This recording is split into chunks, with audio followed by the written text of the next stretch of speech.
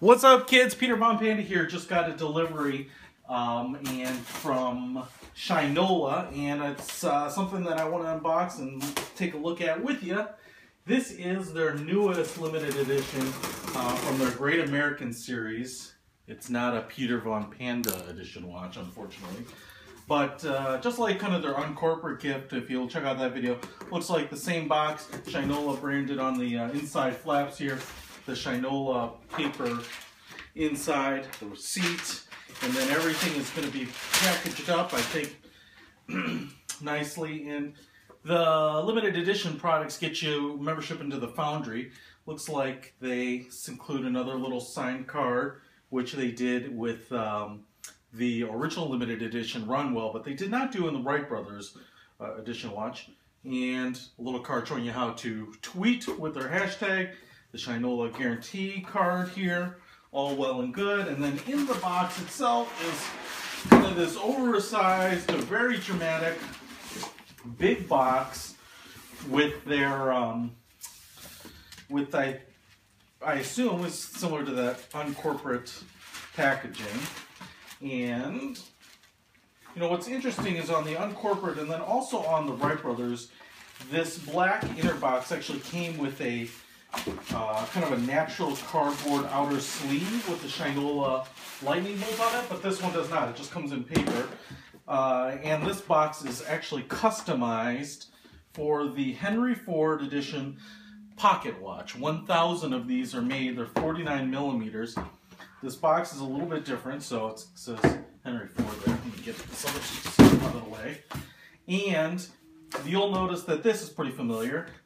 This style box, which has a book on top, and some of the other ones it's a Shinola book, but this one itself is for, let's take a peek,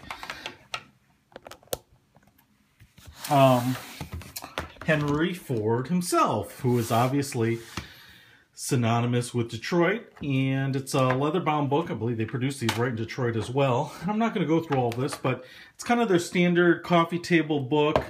Looks like, obviously, a lot of photos of Henry Ford. Interestingly, Henry Ford, obviously, is famous for cars. But when he was a kid, he actually had a pocket watch, took it apart, actually repaired watches for quite a while, which I'm actually stunned because mechanical watches are pretty complex, and to understand them at a younger age is actually pretty impressive.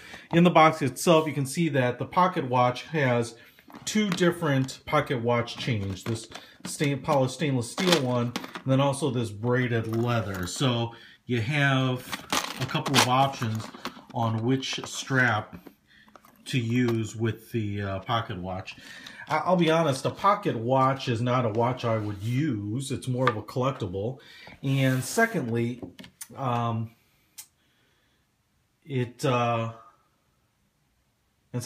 little hipsterish, in my opinion, because you could use it, but it's more of a fashion statement. For me, I think this is only going to be something just to display. Right off the bat, it comes with this, you can tell that it comes with the regular plastic sleeve, but the wooden box that it comes in is unique because it's painted black here. It has Henry Ford engraved on the top. Otherwise, it looks like the standard Shinola box, but it is painted in complete black, which is probably an homage to Henry Ford offering the Model T in any color you want, as long as it's black. And inside, unique here that the top lid has kind of all the books and everything that you would expect, the Shinola authenticity card, and then this is usually kind of slid underneath the cardboard lining, but I'm assuming here it has it has a unique leather traveling case. So this is definitely different than if you get one of the wristwatches. The fold out picture book, quartz and steel, and then the manual, and then down here is where, hopefully below this foam, we have the limited edition watch itself. And boom, there it is. This is the pocket watch in question. It's 49 millimeters and comes in polished stainless steel. It's actually very much, first of all, this was sitting outside of my porch when it got delivered, so it's kind of cold and it's starting to perspire here as it's being affected by room temperature and the higher humidity in the house. But it looks a lot like the Runwell, and actually you could say, well, they're cousins. They're actually more like fraternal twins. So if I turn it this way, you can see the remote second hand down there and then the crown, and so you would typically wear this like for a watch like this. And a lot of pocket watches had the crown on the top. That was very common and common look, but a lot actually had them on the side too. And so you can see that either way, you could easily turn pocket watches into wristwatches, and that's actually how the wristwatch was started. That they basically took pocket watches and put some lugs on them and put a strap on them, and that really didn't become popular until kind of the mid-century, I think. And that's really when Swiss watches took over in popularity over American watches, which tended to stay with the pocket watch style as that kind of became less and less popular. So right off the bat, and I don't have my limited edition Runwell in front of me here, but everything here is about the same. So it has that black dial, which fits the theme of a black Model T in Henry Ford.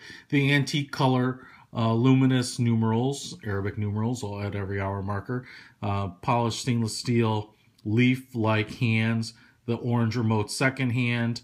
The case here is a little bit different in that there is kind of this band that goes all the way around, and it tends to be a little thicker. And again, the 47 millimeter Runwell was a pretty large watch, and this is 49 millimeters. I think that is probably just because of the minute changes to the case here, but then also there's probably another millimeter added here where they've put this more brushed piece, bolted this brushed panel onto the side that says is engraved with Henry Ford. This is engraved wording and painted enamel on the side of watches is something that I kind of associate with Tag Heuer, who's been doing that for a while, and I really like it. This is really cool. It's a cool timepiece. It's got the back, which is kind of the standard Runwell and standard Shinola.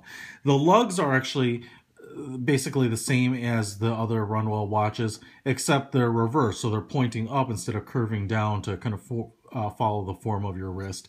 And then the top here, which let me see if I can show you. I'm going to unclip one of these lanyards. So the lanyard that's included, see if I can focus on that for you, is either one of them have these.